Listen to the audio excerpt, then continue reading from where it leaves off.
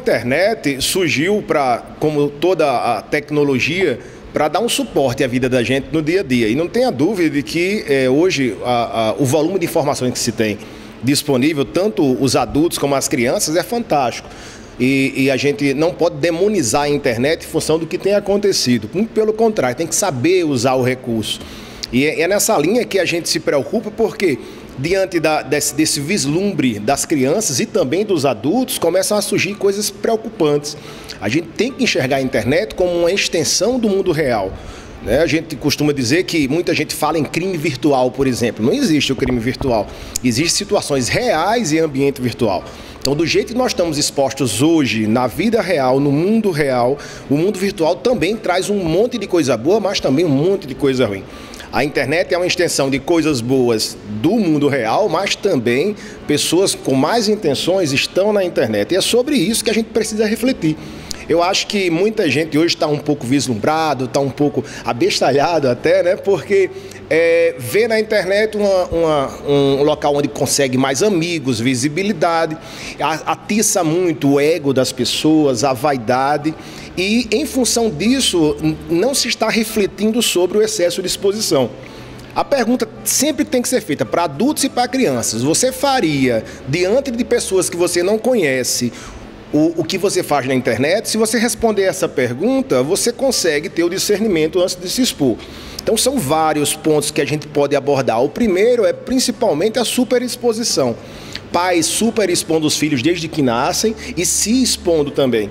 Felizmente, em Currais Novos, nós não temos ainda o que tem acontecido nas grandes capitais, que é, por exemplo, pessoas que mapeiam a vida das pessoas em função de redes sociais. E aí nós estamos referindo não só às crianças, mas aos pais também. Então, estou indo viajar, vou sair com minha família. Então, quem está mal intencionado sabe que ele não vai estar em casa, pode ir até a sua casa, sabe aonde ele vai estar, pode armar uma emboscada. E também os doentes, a gente tem que falar dos doentes da internet. Você não deixa seu filho numa praça em Currais Novos e está um pouco suscetível, se você vira o olho dele, correr para a rua, de aparecer alguém ou fazer uma coisa que não deve. Agora imagine uma super praça com milhões de pessoas. Hoje nós temos mais de 2 bilhões de pessoas no Facebook. Hoje nós temos mais de 1 milhão de pessoas no Instagram. Qual é a índole dessas pessoas que você não está vendo diretamente e que estão ali, no mundo, no seu mundo e no mundo do seu filho? Então a internet não pode ser demonizada, mas tem que ser pensada como uma extensão da nossa vida real. E o que nós não fazemos na nossa vida, não podemos levar para dentro da internet, sob pena de ter problemas piores do que nós temos no mundo real. Então, uma coisa muito importante hoje, quando tivemos recentemente uma discussão aqui no IFRN, uma mesa redonda muito saudável com os pais, e a preocupação foi grande sobre qual o nível de interação ou o nível de interferência que o pai deve ter junto ao filho. Vamos falar primeiro de uma parte legal. Até 16 anos, uma criança ou um adolescente é incapaz. Então, por exemplo, se você deixa uma criança, um adolescente de até 16 anos em casa e sai e acontece alguma coisa com ele, o pai é responsabilizado. Ora, sua casa fechada, guardada, imagina você deixar sem monitoramento o seu filho, uma pessoa dependente de você, exposta num ambiente onde pode acontecer muito mais coisas do que na sua casa. Então, veja bem, você não está interferindo na vida do seu filho na hora que você monitora ou conversa com ele, estabelece limites para usar a internet. Você está fazendo seu papel como pai, que está estabelecido no Estatuto da Criança e do Adolescente. Você deixar, se o seu filho for vítima de qualquer coisa, até 16 anos, num ambiente de internet, a responsabilidade é do pai. E falando ainda de uma coisa que poucos pais atentam, sempre colocam o filho como vítimas. Mas tem jovens menores de 16 anos praticando crimes na internet.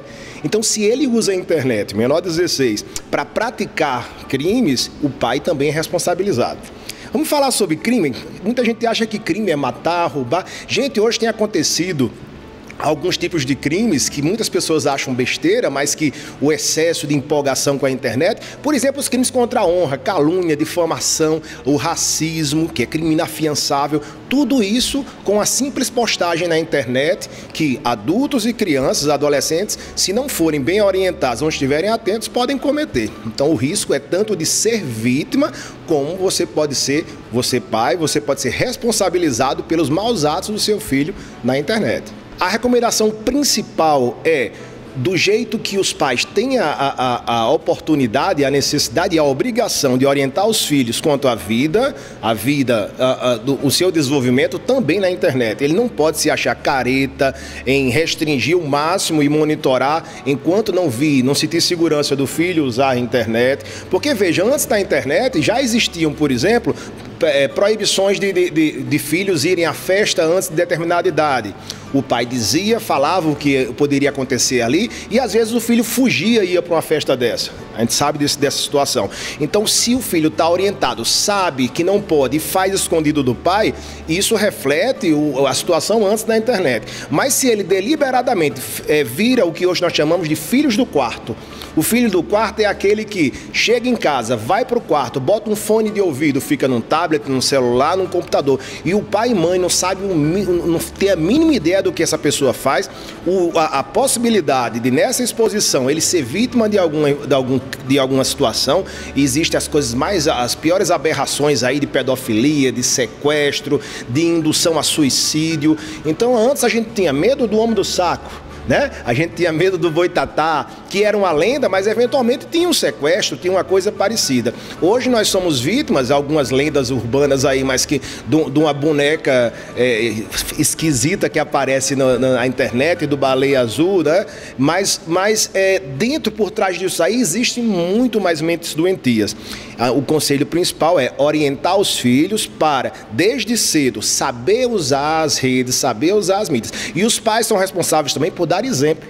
Não adianta você dizer a seu filho que tenha horas para usar a internet e tem a hora de brincar, se você ao chegar em casa não dá atenção ao seu filho, vai direto para o seu celular, para o seu computador. Se você dorme do lado do seu celular, vai tomar banho e tem que botar lá junto do banheiro. É uma cultura digital. Vamos aprender a viver no mundo real também, dar exemplo aos nossos filhos. Senão não adianta só orientar e fazer a coisa que está dizendo que não deve ser feita.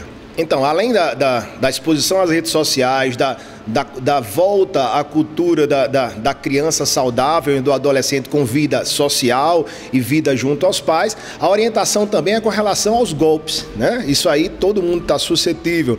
Isso porque existe muita gente que, utilizando-se do ambiente virtual, ele pratica alguns golpes que eram feitos antigamente e que hoje foram potencializados com a internet. Então é uma recomendação que parece muito chavão e batida, mas cada vez mais tenham cuidado com clicar em links, que você recebe um e-mail que você não sabe de quem é e manda clicar no link, notícias bombásticas. Tenham muito cuidado, hoje está muito em evidência a história da fake news, né? Saindo até do mundo da política para tudo. Então você recebe uma informação, acha que aquilo é verdade, não vê a credibilidade e repassa para frente. Então, do ponto de vista de orientação genérica, hoje a principal dica é ter cuidado com o que o grau de legitimidade das informações da internet.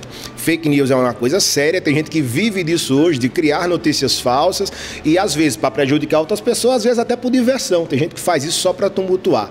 Procurar fontes sérias e ter muito cuidado, porque se hoje nós vemos um quadro generalizado de insegurança pública na vida real, a internet você tem menos monitoramento, menos pessoas preparadas tecnologicamente, a polícia está tentando se equipar, se aparelhar, mas sem dúvida na internet é muito mais difícil correr atrás de pessoas que praticam delitos e tem aquela sensação de anonimato. As pessoas se escondem por trás de uma tela de computador e às vezes fazem coisas que não fariam na vida real ou no mundo real. A dica é sempre prudência e nunca esquecer do que eu falei bem no início, né? Antes de se ter a dúvida sobre o que você vai postar, o que você vai ler, a credibilidade, pare e pense. Eu faria isso diante de pessoas que eu não conheço na vida real? Se a resposta for não ou tiver dúvida, pense um pouco que sua vida vai ser um pouco mais saudável na internet. E viva o mundo real, você e seus filhos.